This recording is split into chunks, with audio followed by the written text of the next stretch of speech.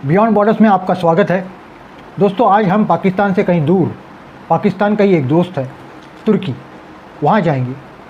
तुर्की नया नया बना हुआ पाकिस्तान का दोस्त है, इसलिए कि तुर्की के राष्ट्राध्यक्ष अर्दोआन साहब ने कश्मीर के बारे में बात करते हुए भारत पर टीका टिप्पणी की। और कश्मीर पर भारत के ऊपर कोई भी क्रिटिसाइज़ करे वो पाकिस्तान का दोस्त बनता है, और जो करता नहीं वो दुश्मन भी बनता है। अब ऐसा है कि वैसा देखा जाए तो उनके पहले संबंध कुछ नहीं थे। ट्रेड तो बिल्कुल ही नहीं जैसा था, और है भी, अभी भी उतना ट्रेड नहीं है। ट्रेड इसलिए शायद नहीं है कि पाकिस्तान के पास देने के लिए, बेचने के लिए कुछ है नहीं, खरीदने के लिए पैसे नहीं। लेकिन एक 2015 से अभी तक एक ट्रेड एग्रीमेंट उनका चल रहा है, तुर्की पाकिस्तान फ्री ट्रेड एग्रीमेंट चल रहा है, उसके ऊपर चर्चा चल रही है। 2015 से 2020 आ गया, अभी तक ख़त्म क्यों नहीं हुआ मालूम नहीं। शायद तुर्की कौन सी चीज़ें पाकिस्तान को फ्री देता है उसकी लिस्ट बनाने में देर लगी होगी, इसलिए उसको फ्री ट्रेड एग्रीमेंट बोल रहे हैं। ये तुर्की में, इसलिए मैं तुर्की की तरफ आ रहा हूँ कि हाल ही में एक डिसीजन ले लिया एर्दोआन ने कि वहाँ की एक बहुत ही अच्छी वास्तु, एक बहुत ही अच्छी बिल्डिंग जो कभी एक कैथीड्रल बना हुआ करती थी, बाद में वो म्यूज़ियम बनी, उसको एर्दोआन साहब मस्जिद में कन्वर्ट करना चाहते थे और कर भी दिया। तुर्की के लोग बहुत अच्छे हैं, लेकिन ये एर्दोआन साहब है, वो अध्यक्ष है, वो हर पड़ोसी देश या हमारे जैसा दूर का देश से भी बीच में टांग अड़ाते हैं। अब ऐसा है कि ये एर्दोआन साहब को मुस्लिम उम्मा का चौधरी बनना है, खलीफा भी बनना है, पूरा इस्लामी जगत का खलीफा भी बनना है। तो वो है, इसलिए वो वहाँ के जो क्रिश्चियन चर्चेस है, ये तो मैं जो बोल रहा हूँ ये एक के लिए बोल रहा हूँ, उसके बाद उन्होंने दूसरे म्यूज़ियम का भी मस्जिद में कन्वर्ट करने का निर्णय लिया है। अभी एक बात बताता हूँ, ये OIC के मेंबर भी है, ये मुस्लिम कंट्री है, कॉन्स्टिट्यूशन उनकी कहती है ये सेक्युलर कंट्री है। अब सेक्युलर कंट्री यानी ऐसा होता है कि जहाँ पे सब समान है, सब धर्मों के, सब आस्थाओं के, सब एथनिसिटी के लोग समान हैं। जहाँ पे समान नहीं है, वहाँ पे जैसे इस्लामिक रिपब्लिक ऑफ पाकिस्तान, वहाँ पे समान नहीं है, वो सेक्युलर कंट्री है नहीं, तो वहाँ पे जो मुसलमान नहीं है उनको सेकेंडरी सिटीज़न करके ट्रीट किया जाता है, वैसा वहाँ पे किया नहीं जाता। लेकिन प्रॉब्लम ये है कि वहाँ पे मुसलमानों की जनसंख्या 99.8% है, 99.8%। अब बाकी सारे क्रिश्चियन हैं, तो बाकी सारे मतलब कितने हुए? 0.2%। तो इतने में अगर आप सेक्युलर भी बोल रहे हो और आपके धर्म के अलावा किसी और धर्म का कोई व्यक्ति करीब करीब नहीं जैसा हो, तो उसे सेक्युलर कैसा बोलते मुझे नहीं मालूम। तो मैं तो उसको इस्लामिक कंट्री ही मानता हूँ। अब आते हैं, ये जो म्यूज़ियम है वो कैसा था, उसका इतिहास क्या था। ये म्यूज़ियम पहले था चर्च, उसका इतिहास मैं बाद में बताऊँगा। ये जो बिल्डिंग है ये इतनी अच्छी, इतनी खूबसूरत, इतनी भव्य, वो देख के चकाचौंध होने लगता है। मतलब मैं शब्दों में वर्णन नहीं कर सकता हूँ उसका, आप खुद ही देख लीजिए कैसी है बिल्डिंग।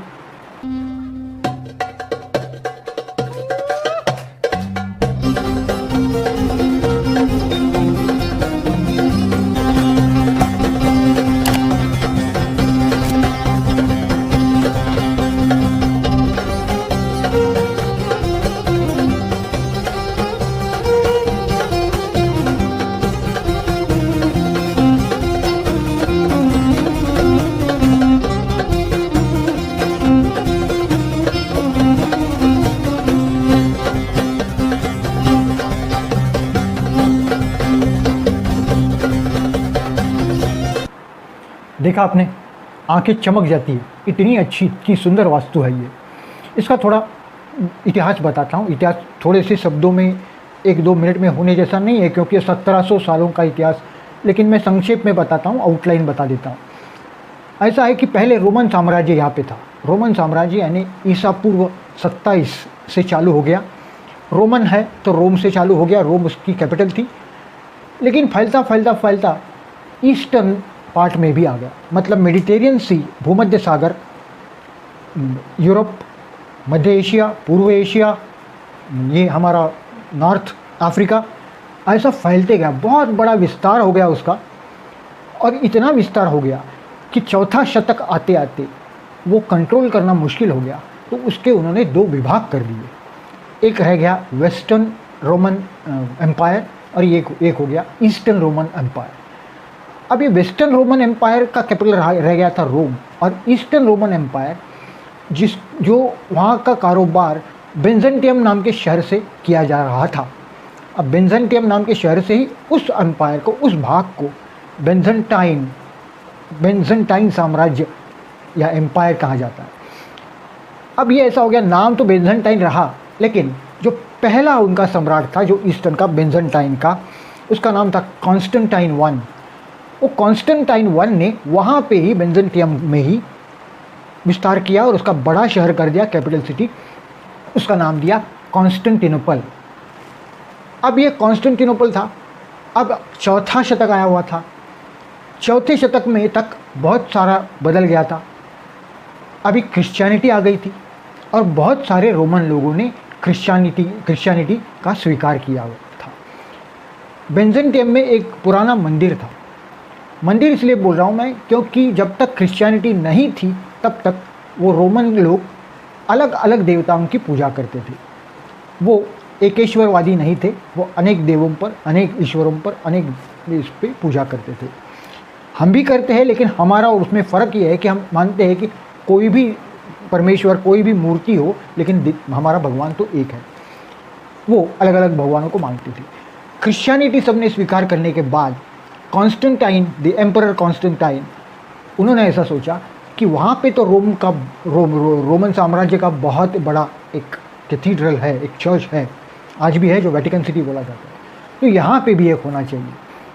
तो यहाँ पे एक भव्य चर्च बनना चाहिए, ये उन्होंने कोशिश की, और वहाँ पे एक बहुत ही सुंदर ऐसा एक कैथीड्रल की इमारत वहाँ पे कंस्ट्रक्ट कर दी।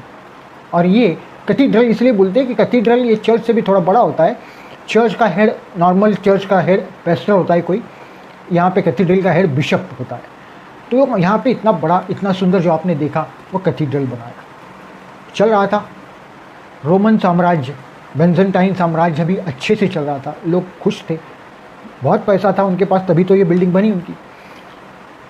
आते आते हम आते हैं अभी डायरेक्ट 1453 तक, यानी कि 15वीं सदी में।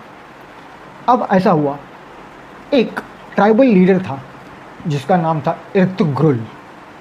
ये इर्तुग्रुल बहुत पराक्रमी था, बहुत ब्रेव था, लड़वैया था।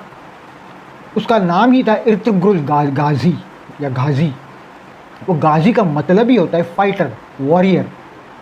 उसने अपने साथियों के साथ बेंजनटाइन साम्राज्य में घुस के एक कब्जा करना चालू कर दिया। इर्तुग्रुल की एक टीवी सीरीज़ है, पाकिस्तान में बहुत फेमस है, और इतनी फेमस हो गई है कि उन्होंने अपना बाप भी वही समझने लगे। अभी पहले समझते थे मुग़ल अपना बाप है, फिर वो समझते थे कि हमारा अफ़गानी हमारे बाप है, फिर उज़्बेकी है। जो भी पराक्रमी उनको दिखे, जो मुसलमान है और इंडिया के ऊपर राज किया है, वो उनको लगता था वो ही हमारा बाप है। कभी बाद में लगा कि अरब बाप है। अब लेकिन उन्होंने बाप बदल गया। इर्तुग्रुल से ड्रामा आने के बाद उनको लग रहा है कि तुर्की हमारे बाप है, हालांकि उनका बाप उनके बगल में ही बैठा है। ये हो गया कि इर्तुग्रुल जो पराक्रमी था, उसने तो बहुत सारा इलाका ये किया था, अपने अंदर लाया था। उसका बेटा था उस्मान, वो उससे भी बढ़ के पराक्रमी था। उसने और ज़्यादा वो अपने राज्य का विस्तार किया। उसका नाम था उस्मान। तुर्की में उस्मान का उच्चार उटमान किया जाता है। अब उटमान है तो उटमान का राज का आहिस्ता आहिस्ता उसका उटमान का ऑटोमन हो गया। तो वो ऑटोमन साम्राज्य बढ़ने लगा। रोमन साम्राज्य का, बेंजनटाइन साम्राज्य का आहिस्ता आहिस्ता ख़त्म होने लगा। अब 1453 तक पूरा ऑटोमन साम्राज्य हो गया। ईस्टर्न रोमन साम्राज्य या बेंजनटाइन साम्राज्य ख़त्म हो गया। और 1453 में जब ऑटोमन साम्राज्य ने पूरा विस्तार करके रोमन साम्राज्य अपने पास ले लिया, तब उनकी नज़र इस बिल्डिंग पे पड़ी जो चर्च था, कैथीड्रल। उन्होंने उसको मस्जिद बना दिया। अब ये बात है 1453 की। उसके बाद भी एक सम्राट आते गए, सुल्तान आते गए। ऑटोमन साम्राज्य भी बहुत अच्छा था। वहाँ पे जो क्रिश्चियन बचे थे, ये अभी हो गया मुस्लिम पॉपुलेशन ज़्यादा थी, क्रिश्चियन कम थी, क्योंकि क्रिश्चियन पराभूत होने के बाद अलग अलग देशों में फैल गए। वहाँ पे ऑटोमन्स ने क्रिश्चियंस को कुछ तकलीफ़ नहीं दी, हालांकि उनको सेकेंडरी सिटीज़न का दर्जा दिया था, उनके ऊपर टैक्सेस लगाए थे और कुछ नियम डाल के दिए थे। इसके अलावा उनके ऊपर कुछ अत्याचार नहीं होते थे। लेकिन कहाँ तक, ये बहुत साल ऐसा चला। लेकिन बाद में जब 20वीं सदी आ गई, 20वीं सदी में बहुत अत्याचार चालू किए। आर्मेनिया के क्रिश्चियन थे, आर्मेनिया वगैरह मैं बोलता हूँ आज देश है, उस वक्त ये सिर्फ इथनिसिटी थी। तो उन क्रिश्चियन लोगों के ऊपर इतने अत्याचार किए, अगर आपको चाहिए तो गूगल करो, इसको बोलते आर्मेनियन जेनोसाइड। 1.5 मिलियन क्रिश्चियंस वर मैसेकर्ड। 1.5 मिलियन, 15 लाख क्रिश्चियनों को बहुत ही तड़पा के मारा, रेप्स हो गए उनके ऊपर। वो अगर आप पढ़ने लगोगे पूरा या देखने लगोगे, ये शायद दिखाया नहीं होगा उस ड्रामा सीरीज़ में, पढ़ने लगोगे तो आपके ऊपर, आपके शरीर पे रोंगटे खड़े हो जाएंगे। इतना बहुत ही खतरनाक, भयानक है। बांग्लादेश में पाकिस्तान ने जो किया वो कुछ भी नहीं ऐसा लगेगा। तो ऐसा हुआ। लेकिन उसके बाद अभी आ गए थे 20वीं सदी में। 20वीं सदी में ही 1914 के आसपास फर्स्ट वर्ल्ड वॉर चालू हो गया। पहले विश्व युद्ध में तुर्की ने एक गलती की कि दोस्त गलत चुने। तुर्की ने उस वक्त जर्मनी का साथ दिया, जैसे आज पाकिस्तान चीन का साथ दे रहा है। वही होगा पाकिस्तान का जो ऑटोमन साम्राज्य का हुआ। इतने बड़े साम्राज्य का क्या हुआ, पाकिस्तान तो बहुत छोटा है उसके सामने, तो वो उसका पराभव हो गया। अब ये ऑटोमन साम्राज्य का छोटा सा पार्ट रह गया, वो हो गया तुर्की। और 1922-23 में तुर्की एक स्वतंत्र राष्ट्र बना और उसके पहले राष्ट्रपति बने अतातुर्क, जिनको बोला जाता है मुस्तफ़ा कमाल या कमाल पाशा भी बोला जाता है। और वो इतने अच्छे थे, मतलब उनका सब विचार सेक्युलर थे, सबके साथ, कोई भी हो, क्रिश्चियन हो, मुस्लिम हो या किसी अन्य धर्म का हो, तो उनके सबको समान दर्जा देना चाहिए, ऐसा उनका कहना था। वो पहले राष्ट्रपति थे और उन्होंने वैसा उनके कॉन्स्टिट्यूशन में चेंज कर भी लिया। और वो उनकी कॉन्स्टिट्यूशन में तुर्की एक सेक्युलर राष्ट्र बना। सिर्फ वहाँ तक नहीं रुके, उन्होंने ये जो कैथेड्रल का मस्जिद बनाया हुआ था, वो मस्जिद का उन्होंने झगड़ा नहीं चाहिए इसलिए एक म्यूज़ियम बना लिया। जो पहले राष्ट्रपति थे उनकी जो पॉलिसी थी वो अब नहीं रही। अब तो एर्दोगान साहब की पॉलिसी आ गई, जो सिर्फ इस्लाम और इस्लाम कहते हैं, बाकी लोगों को उनके मन में ना थारा है ना कोई रिस्पेक्ट है। अब उन्होंने फिर से निर्णय ले लिया कि इसको मस्जिद में कन्वर्ट करने का, कोर्ट का सहारा लेके उन्होंने कर भी दिया। हालांकि यूनेस्को ने इसका बहुत विरोध किया है, ये कन्वर्ट नहीं कर सकते, अच्छा नहीं किया, लेकिन कर दिया। और एक म्यूज़ियम है, उसका भी वो करने जा रहे हैं, शायद किया भी होगा। वो भी म्यूज़ियम, कभी चर्च था, चर्च का म्यूज़ियम बन गया, और म्यूज़ियम का भी मस्जिद बन जाएगी। मेरा कहने का मतलब ये है, ये लोग कौन, तुर्की, वो चर्च को मस्जिद बना रहे हैं। अपने पड़ोसी आर्मेनिया हो, लीबिया हो, सीरिया हो, इराक हो, इस तरफ ग्रीस हो, सबसे पंगा ले रहे, सबके अपने अपने अंदरूनी मामलों में दखल दे रहे हैं। हमारे अंदरूनी मामले में दखल दे रहे। पाकिस्तान का भाई है तो ऐसा ही होगा, तो ऐसा है। और वो एक अलग से एक OIC से हट के एक ऑर्गेनाइजेशन बनाने जा रहे हैं, उनके साथ पाकिस्तान है, बाकी हो सकता है ईरान होगा। ये सब चल रहा है, सब समीकरण बदलने लगे हैं। ये समीकरण है, ऐसा है। हमें तुर्की से बचना नहीं है, क्योंकि तुर्की हमारा कुछ बिगाड़ नहीं सकता। एक बात, पाकिस्तान का दोस्त बन रहा है, बनने दो, हमें कोई फ़र्क नहीं पड़ता। तो इसके साथ मैं यहीं पे आपसे विदा लेता हूँ। Thank you very much. अगले वीडियो में अगले विषय पर, थैंक यू सो मच। जय हिंद।